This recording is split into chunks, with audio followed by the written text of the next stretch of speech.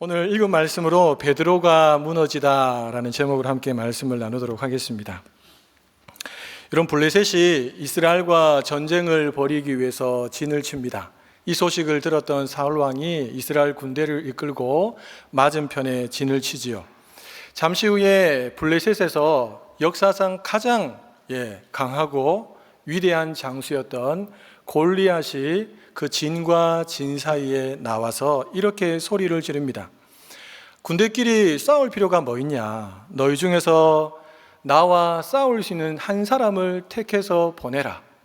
그래서 내가 그 사람하고 싸워서 만약에 내가 이기면 너희들은 다 우리의 종이 되고, 내가 지면 우리가 너희들의 종이 되겠다 라고 하면서 한 사람을 빨리 택하여 이 전장터로 보내라 라고 골리앗이 고래고래 소리를 질렀습니다. 여러분, 나라의 운명이 걸려있는 싸움입니다. 누가 선뜻 나설 수 있겠습니까? 그것도 그 대적이 골리앗인데 말이죠. 아무도 나갈 엄두를 내지 못했습니다. 그러자 이 골리앗의 조롱은 갈수록 더 강해지고 갈수록 더 진해졌습니다. 이런 블레셋 진영에서는 시간이 가면 갈수록 염려와 걱정하는 사람은 단 한 사람도 없었지만, 반대로 이스라엘 진영에 있는 모든 사람들이 두려움에 휩싸였습니다. 그만큼 이 블레셋 진영에 있었던 모든 사람이 골리앗을 믿었다라는 것이죠. 반대로 이스라엘 진영에 있는 하나님의 백성들은요, 그 골리앗 앞에 압도되어진 것입니다. 그런데 철떡까지 믿었던 그 골리앗이 누구의 손에 무너집니까? 한 소년, 우리가 너무나도 잘 아는 다윗이 물매에 던졌던 그 돌 하나에 맞아서 쓰러지게 되지요. 여러분, 이 일로 인해서 골리앗을 믿었던 모든 블레셋 진영에 있는 사람들은 마음과 생명과 삶까지 다 무너지는 것을 경험했습니다. 철떡같이 믿었던 사람인데 무너진 것입니다.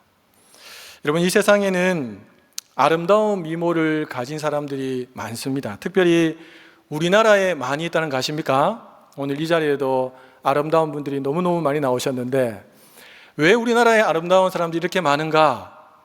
성형을 잘해서 이런 이야기가 있더라고요. 그러나 여러분, 그 미모도 세월 앞에서는 다 무너져 내립니다. 여름철날 해수욕장에 가면 건강미가 철철 흘러 넘치는 젊은 남녀들을 볼 때가 있습니다. 여러분, 그냥 몸을 보고 있으면 조각이다 이렇게 생각될 정도로 보고만 있어도 와 라고 하는 탄성이 저절로 나오는 사람들이 있죠. 그러나 여러분, 그 근육질 몸매도 세월의 무게 앞에서는 다 무너져 내립니다. 그 탄탄한 식스팩, 여러분 다 갖고 계시죠? 식스팩. 이게 세월이 지나면 똥배가 됩니다. 우리가 사는 시대에 고학력자들이 굉장히 많습니다. 지나가다가 건들리면 석사나 박사 학위 정도를 하나씩 다 가지고 있을 정도로 굉장히 학력 수준이 많이 올라갔지요. 나름 자기 분야의 전문가들이 넘쳐납니다, 여러분. 그러나 그 엄청난 지식도 세월의 무게 앞에서는 다 무너져 내립니다. 그 총명하던 머리가 가물치를 먹었던지 가물 생각이 안 난다 라고 고백하게 되죠. 이런 목양실에서 제가 여천천을 이렇게 내려다보고 있으면 많은 분들이 왔다 갔다 합니다. 대부분은 운동으로, 옷도 탁 갖춰 입고 신발까지 신고 머리에 띠도 딱 두르고 그렇게 열심히 달리시는 분들을 참 많이 볼 때가 있습니다. 건강 관리하기 위해서 진짜 애를 쓰는구나. 와, 새벽에 제가 4시에 일어나서 준비해서 올 때도 보면 그 시간에도 달리시는 분들이 계시더라고요. 힘쓰고 애쓰고 돈 써서 건강관리에 최선을 다합니다. 그러나 여러분, 그 건강도 세월의 무게 앞에서는 다 무너져 내립니다. 어느 순간이 되면 관절이 약해지고 호흡이 가빠지고 눈이 침침해지고 귀가 어두워지고 여기저기 뭐 특별히 한 것도 없는데 불편한 것이 자꾸 생기게 됩니다. 여러분, 우리가 살고 있는 이 울산은 몇몇 굵직굵직한 대기업들이 있습니다. 거기에 정직원으로 들어간다는 것은 큰 복이지요. 거기에 정직으로 들어가면 생활의 안정감을 넘어서 풍성함을 누리며 살 수 있잖아요. 그러나 그 대기업도 한순간에 무너져 내릴 수 있습니다. 혹 대기업이 무너져 내리지 않더라도 갑작스럽게 구조조정을 하면서 하루아침에 쫓겨날 수도 있습니다. 여러분, 성경에도 보면 절대로 무너지지 않을 것처럼 보였던 것들이 무너져 내리는 것을 우리가 쉽게 볼 수 있습니다. 여러분, 난공불락의 여리고성, 여리고성은 제가 여러 번 말씀드렸지만 이중벽으로 되어 있었거든요. 그 벽도 얼마나 두꺼운지, 당시의 무기나 전략으로 그 여리고성을 무너뜨린다는 것은 상상할 수 없는 일입니다. 하지만 하나님의 군대 앞에서 그 여리고성이 무너져 내렸습니다. 여러분, 구약 성경에서 가장 위대한 선지자가 누굽니까? 엘리야 아닙니까? 요즘 새벽에 계속 엘리야에 대해서 설교를 하고 있는데, 여러분, 이 엘리야가 갈멜산에서 바알과 아세라 선지자 850명과 함께 하늘에서 불을 내리기 위해서 대결을 벌이지 않습니까? 그 대결에서 멋지게 승리를 합니다. 그리고 850명을 다 저 시내까지 내려가서 다 죽이죠. 여러분, 하나님께서 엘리야의 손을 들어주셨어요. 그리고 하나님께서 함께 하신다는 걸 온 이스라엘 백성들도 다 알고 있었습니다. 하나님이 참 하나님이시고 내가 하나님의 종이라는 것을 하나님 알게 해주십시오라고 기도했는데 그대로 됐습니다.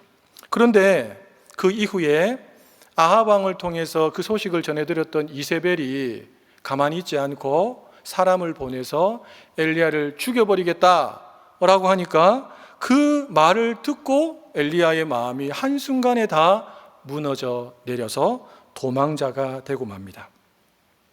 여러분, 이스라엘 백성들은 하나님의 임재를 상징하는 예루살렘 성전이 절대로 무너지지 않을 것이라고 생각했습니다.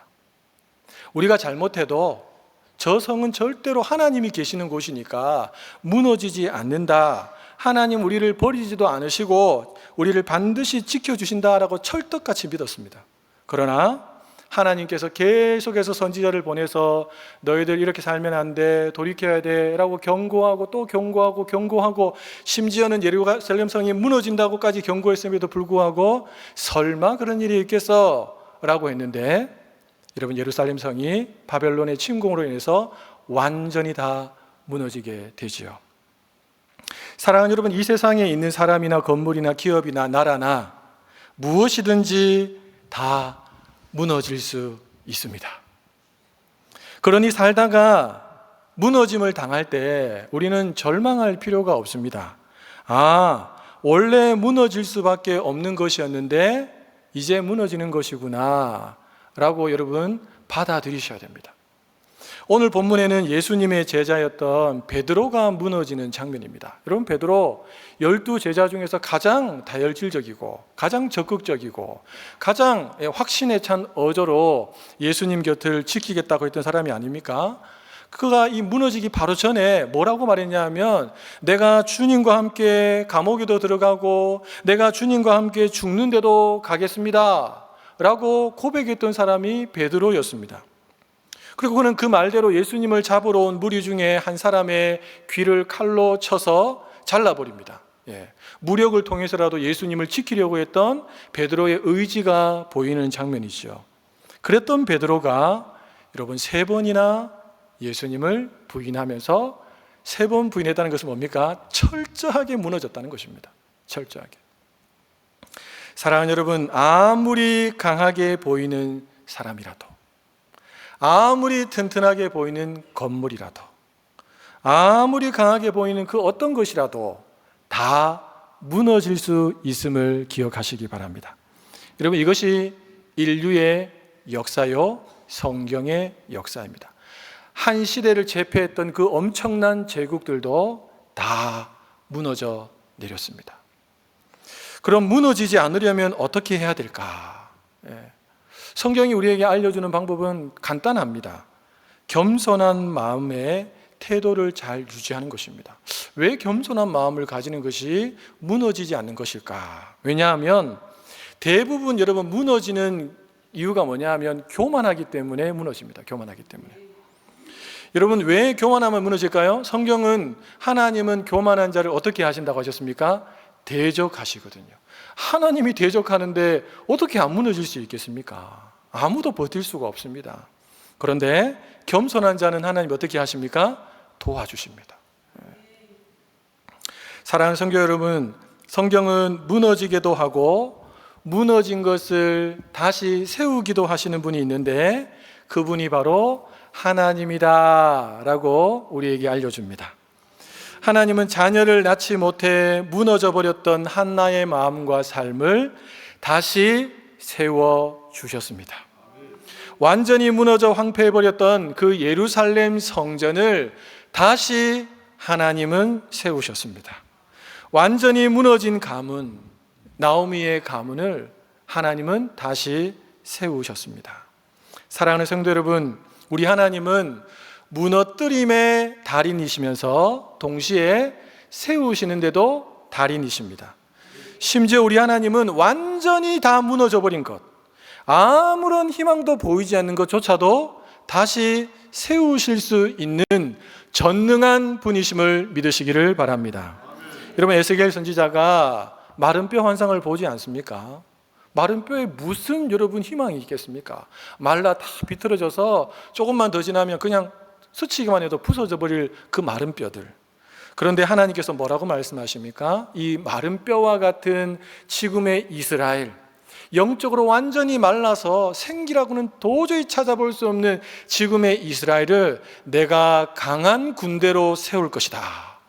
하나님은 그렇게 에스겔에게 환상을 보여주시면서 말씀하셨고 친히 그렇게 세우십니다.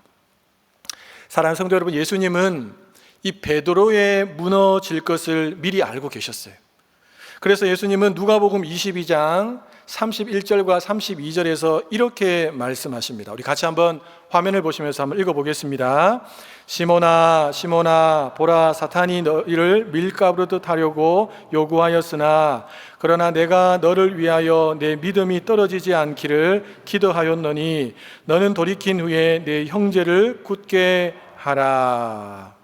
예수님은 이 베드로의 무너짐을 아셨습니다. 그럼 얼마든지 책망할 수 있잖아요, 그렇죠? 근데 책망하지 않고 실망하지도 않고 예수님이 하신 것은 뭐냐 하면 내가 너의 무너짐을 안다. 그런데 걱정하지 마. 내가 널 위해서 기도했어. 네가 다시 일어나서 형제들을 세우는 역할을 해야 돼 라고 예수님이 말씀해 주셨다는 것입니다. 사랑하는 성도 여러분, 베드로의 3번에 걸친 부인은 예수님 바로 곁에서 이루어졌습니다. 누가는 이렇게 기록합니다. 60절과 61절 상반절 말씀인데요, 같이 한번 읽어보겠습니다. 베드로가 이르되 이 사람아,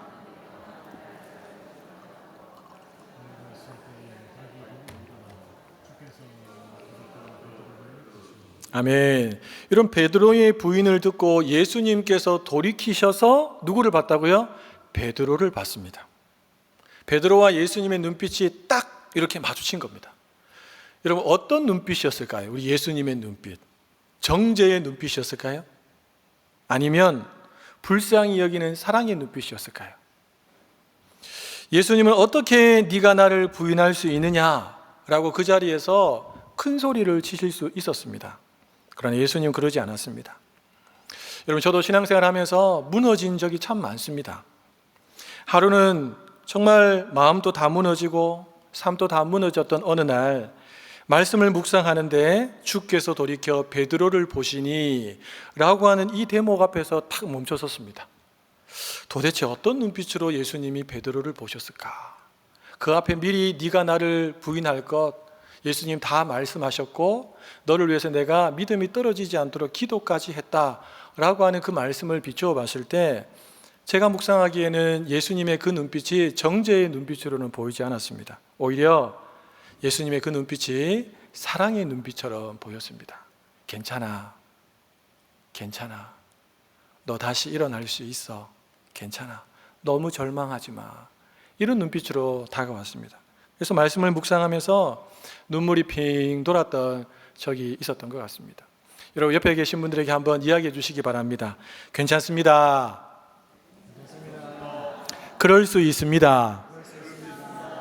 다시 일어서면 됩니다. 여러분, 이 말이 우리 예수님께서 우리에게, 무너진 우리에게 던져주시는 말씀인 줄로 믿습니다. 철저하게 무너져버린 베드로가 할 수 있는 것은 아무것도 없었습니다, 여러분. 그냥 밖에 나가서 그는 통곡했습니다. 성경에 보니까 통곡을 얼마나 했던지 심히 통곡했다, 심히. 아마 목 놓아서 울었던 것 같습니다. 그런 다음에 이 베드로는 예수님이 더 이상 없으니까 고기 잡는 그 이전의 삶, 일상의 삶으로 돌아가게 됩니다. 여러분, 가룟 유다처럼 자기 스스로를 무너뜨리지 않고 베드로는 자기가 지금의 상황 속에서 할 수 있는 일, 그곳으로 간 것입니다. 이후에 베드로는 일상 속에 찾아오시는 부활하신 예수님을 만나게 되지요. 그리고 예수님의 말씀을 따라 성령이 오시기를 기도하며 기다리게 됩니다. 그리고 우리가 너무나 잘 아는 사도행전 2장에 나오는 것처럼 오순절 그날에 성령께서 강림하셨고 베드로와 그 자리에 있던 모든 사람들이 성령의 충만함을 덧입혀져서 성령의 사람으로 세워지게 됩니다. 여러분, 겁쟁이 베드로가 담대한 베드로로 바뀌게 되는 장면, 그것이 바로 사도행전 2장에 나오는 말씀이죠. 이후에 베드로는 예수님께서 말씀하신 것처럼 또 무너진 형제들을 잘 지켜 세우면서 초대교회를 세우는 아주 중요한 역할을 감당합니다. 그가 십자가에 거꾸로 달려 순교할 때까지 그는 예수 그리스도의 사람으로 멋지게 살아갔습니다. 사랑하는 여러분, 성령으로 복음으로 세워진 이 베드로가 다시 또 무너졌을까요? 안 무너졌을까요? 또 무너졌습니다. 우리가 갈라디아서 말씀을 계속 주일마다 살피고 있지 않습니까? 거기 보면 바울이 뭐라고 말했습니까? 베드로는 이방인들과 함께 음식을 먹다가 야고보에서 어떤 이들이 온다는 말을 듣고 어떻게 했습니까? 듣고는 두려워서 그 자리를 떠나버렸습니다. 무너진 겁니다. 복음이 그를 완전히 붙잡고 있기보다 여전히 율법의 그 관습, 그 전통, 그것에 짓눌려서 무너진 베드로의 모습을 보여줍니다. 여러분, 그랬던 베드로가 어떻게 순교자까지 될 수 있었을까? 그것도 예수님처럼 똑같이 십자가에 달린 게 아니고 십자가에 거꾸로 매달려져서 죽는 순교자가 될 수 있었을까? 그것은 베드로가 무너졌지만 잘못을 인정하고 회개하고 다시 하나님을 바라보고 하나님을 붙잡았기 때문에 그가 다시 일어서게 된 것입니다. 사랑하는 여러분, 그래서 베드로는 마지막 순간까지 또 넘어지고 했지만 복음의 전사로 생애의 아름다움을 종지부를 찍을 수가 있었습니다. 여러분, 누구나 다 흔들릴 수 있고 누구나 다 무너질 수 있습니다. 설마 저 사람이 무너질까? 아닙니다. 그 사람도 넘어집니다. 중요한 것은 이 사실을 알고 모든 사람들의 연약함, 특별히 나의 연약함을 하나님 앞에 솔직하게 아뢰는 것이 중요합니다. 그리고 흔들림과 무너짐을 통해서 다시 하나님을 찾는 오뚜기 신앙과 같이 다시 주님 앞에 서는 그런 신앙의 자세를 가지는 것이 너무나도 중요합니다. 여러분, 이런 과정들을 통해서 계속해서 다져지고 빚어지면서 성숙한 그리스도인으로 될 수 있는 것입니다. 여러분, 신앙에 있어서 신앙의 성장이 이런 것은 없습니다. 멀리서 보면 이렇지만 조금 더 현미경을 탁 들여다보면 이 사이에는 이렇게 계속하면서 조금씩 올라가는 겁니다. 그게 바로 신앙생활입니다. 어느 책에서 봤는데 여러분, 곡식이 뿌리를 깊이 내리는데 필요한 것이 뭐냐? 악천후라고 합니다. 악천후. 우리가 생각할 때는 이 봄날의 좋은 날씨에 식물의 뿌리를 더 깊이 내릴 수 있을 것 같은데 오히려 뿌리가 얕게 내려져서 생존력이 떨어진다, 약화된다라고 합니다. 좋은 날씨만 있으면. 하지만 처음부터 비가 충분하지 않은 채 악천후가 계속되면 이 식물은 어떻게 하는가? 물과 양분을 얻기 위해서 뿌리를 땅속으로 조금 더 깊이 내리려 한다는 것입니다. 그래서 태풍이나 가뭄이 와도 끄떡없이 견뎌낼 수 있게 된다는 것이죠. 여러분, 이 봄날의 악천후라고 하는 흔들림이 오히려 식물을 더 강인하게 만들어주는 것입니다. 여러분, 우리도 그렇습니다. 그냥 아무 문제 없이 이렇게 신앙생활 없습니다. 하나님은 그렇게 세팅해 놓지 않았습니다. 하나님 우리의 신앙생활 가운데 악천후와 같은 것들을 의도적으로 배치해 놓으셨습니다. 그 흔들림을 통해서 더 하나님을 붙잡고 다시 일어서고, 다시 넘어졌을 때 또 흔들리다가 다시 하나님 붙잡고 또 일어서고, 이렇게 하면서 우리의 신앙의 뿌리를 더 깊이 예수 그리스도께로, 더 깊이 말씀에게로 내릴 수 있게 하신다는 것이죠. 그래서 시편 119편 67절과 71절은 이렇게 증거합니다. 우리 두 절 말씀을 같이 한번 큰 소리로 읽어보겠습니다. 고난 당하기 전에는 내가 그릇 행하였더니 이제는 주의 말씀을 지키나이다. 고난 당한 것이 내게 유익이라. 이로 말미암아 내가 주의 율례들을 배우게 되었나이다. 아멘. 고난을 통해서 하나님의 말씀을 붙잡게 되고, 그래서 말씀이 정말 살아있는 하나님의 말씀이구나 하는 것을 깨닫게 되는, 그래서 믿음이 자라가게 되는 그런 은혜가 있었다라는 고백이죠. 여러분, 그래서 우리는 고난을 만날 때 낙심할 것이 아니라 최대한 잘 버티셔야 됩니다. 여러분, 저를 한번 따라해 주시기 바랍니다. 버티는 것이 능력입니다. 버티는 것이 실력입니다. 네. 여러분, 성경은 이 버티는 것을 인내라고 하는 단어로 표현합니다. 인내. 네. 너무 힘들죠, 그렇죠? 네. 옆에 계신 분들에게 한번 말해 주시기 바랍니다. 하나님 바라보고 잘 버팁시다. 하나님 바라보고 끝까지 인내합시다. 여러분, 인내의 적극적인 의미는 피하지 않고 맞서는 것입니다. 정면 승부하는 것입니다. 방목하여서 키운 소 가운데 해리퍼드라고 하는 종류의 소가 있습니다. 화면을 한번 보여주시기 바랍니다. 예, 이 소입니다. 여러분, 화면을 통해서, TV를 통해서 좀 보셨죠? 이런 소. 예, 해리퍼드라고 하는 종류의 소인데, 이 소는 극한의 추위를 견뎌내는 탁월한 능력이 있다라고 합니다. 일반적으로 방목해서 키우는 소들은 이 혹한의 추위를 견디기가 힘들어서 보통은 혹한의 추위에 바람이 확 이렇게 몰려오면 등을 쥐고 서서 이동한다고 합니다.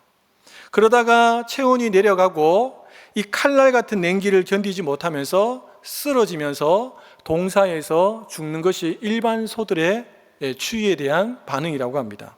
그런데 이 해리퍼드 종은 차가운 바람이 막 이렇게 세차게 불어오면 절대로 등지지 않습니다.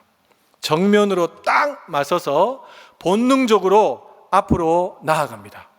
고개를 이렇게 딱 숙이고 어깨를 딱 자기들끼리 맞댄 채 북쪽의 차가운 바람으로 온 몸을 받아내면서 전진하고 전진한다고 합니다. 놀랍게도 이 해리퍼드 종의 소 중에서 추위로 죽는 소는 단 한 마리도 없다라고 합니다. 여러분, 해리퍼드 이 소가 추위를 정면으로 돌파할 수 있었던 것은 다른 종의 소보다 훨씬 더 강하기 때문에 그런 것이 아닙니다. 추위와 맞서 싸울 수 있는 투지가 있었던 것이죠. 예.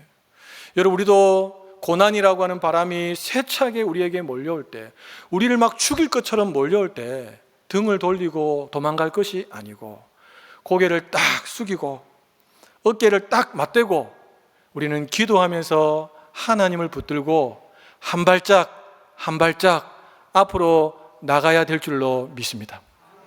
그럴 때는 절대로 한 명도 넘어지지 않고 우리 주님께서 끝까지 붙드는 은혜로 함께 해주실 줄로 믿습니다.